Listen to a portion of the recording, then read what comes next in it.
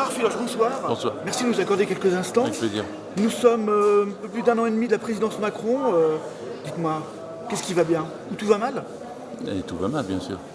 Sur le plan social, expliquez-nous. Soyons clairs, ce soir on apprend qu'il y a 0,5% de chômeurs de plus. On est à 6 700 000 chômeurs, toutes catégories confondues, outre-mer inclus. Donc c'est monsieur chômage. C'est monsieur chômage, Macron. C'est monsieur chômage. Mais il a dit qu'il lui fallait du temps pour mettre en place des mesures, Il des est là depuis réformes. 6 ans. Il a déjà fait la politique derrière Hollande, ça ne tient pas. Donc, et ensuite, après, la seule chose qui va bien, c'est pour les milliardaires. La France est recordman en milliardaires. Ils n'ont jamais été aussi riches. Les salaires des patrons, ils sont maintenant en moyenne dans le CAC 40 à 5 millions d'euros par an. Donc en vérité, ils pompent ceux d'en bas pour alimenter ceux d'en haut qui en ont déjà trop. Donc tout va mal. La croissance est en berne, l'inflation augmente, la dette explose, les déficits, même ses objectifs, il ne les atteint pas. Et quand on regarde l'ensemble du bilan, en un an et demi, on n'a jamais vu pareille catastrophe. Il plonge. Eh ben, il ne faudrait peut-être pas que ça dure 5 ans. Vous sentez la colère populaire monter? Moi, je sens, je fais beaucoup de réunions, je fais beaucoup de voyages, et j'ai jamais senti un truc comme ça. Je veux dire, les gens sont... Depuis combien de temps? Ah non, mais depuis un an et demi. Pour moi, la colère précédente, c'était contre les welcomeries, parce que la gauche avec Hollande ne faisait pas ce qu'elle avait promis de faire. Elle faisait une politique de droite alors qu'elle était élue pour faire une politique de gauche. Du coup, Macron est passé, c'est le putsch d'un homme de cabinet. Lui-même, il dit je suis là par effraction. Je suis une anomalie de l'histoire. C'est vrai, mais les gens ont été surpris d'une anomalie de l'histoire. Et donc maintenant, ils commencent à réagir et ça ne va pas se terminer bien tout ça. Oui, vous êtes persuadé que cette présidence va connaître des soubresauts importants De toute façon, avant on le ne peut pas terme du accepter la quinquennat. mort de la sécurité sociale comme il la planifie pour la rentrée prochaine. Il est en train de supprimer le salaire brut. Les gens ne comprennent pas encore forcément massivement, mais on leur met un petit peu de net et on leur enlève beaucoup de brut. Or, c'est le salaire brut qui compte dans leur vie. On vit au mois le mois avec le net, mais on vit toute la vie avec le brut. C'est ce qui vous permet d'avoir la retraite, l'assurance, la maladie, le chômage. Et c'est ça qu'il diminue. Donc il fait un tour de passe-passe, il vous vide le haut de la feuille de paye pour vous augmenter très faiblement le bas. Et en plus, il va vous prélever l'impôt à la source, il va avoir du mal à le faire comprendre. Il a prévu un décret qui date du 14 mai dernier où il veut grossir de 1,5 le caractère de 23 millions de feuilles de paye.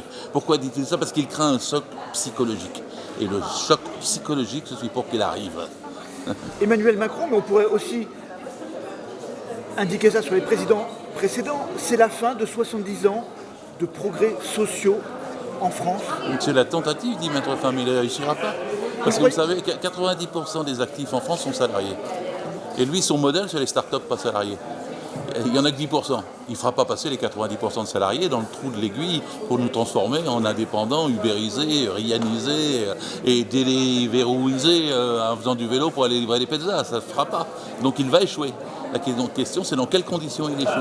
Moi, je suis pour qu'il échoue avec la gauche qui se reconstitue et qui s'unifie pour proposer une alternative. Mais la gauche, il est où le Parti C'est socialiste une mosaïque. Monsieur Filoche, on l'entend plus, on le Parti voit plus. socialiste, il a trahi avec Hollande. C'est logique que ça se passe ainsi. Mais par contre, la gauche, elle est toujours potentiellement majoritaire. Il y a à peu près 5, 6, 7, 8 organisations de gauche. Il faut qu'elles se rassemblent, qu'il y ait une coordination et qu'elles se reconstruisent une maison commune, pluraliste, unitaire, sur le meilleur programme possible. Alors on dit beaucoup que les populistes augmentent en Europe. On voit l'Italie, l'Allemagne. C'est une crainte pour vous en France de voir des partis de droite, dits d'extrême droite, arriver au pouvoir. Mais quelle Est-ce que vous le craignez? quelle hypocrisie. Là, ils sont en train de faire tout un vélo contre les migrants. Mais il n'y a pas de flux migratoire. Par contre, ils ne disent rien sur un point. Il y a 516 000 travailleurs détachés que le patronat français utilise à bas prix, en ne payant pas leur salaire comme il faut, en les discriminant. Ils n'en parlent pas, là. Donc en vérité, mais c'est ce que vous appelez populistes d'extrême droite, là. Ils aiment bien quand c'est les patrons français qui matent des travailleurs étrangers. Et ils ne sont pas la moindre solidarité, ni avec les travailleurs de là-bas, ni avec ceux d'ici, en vérité. Pour revenir encore une petite question sur l'économie dont nous parlions il y a quelques instants.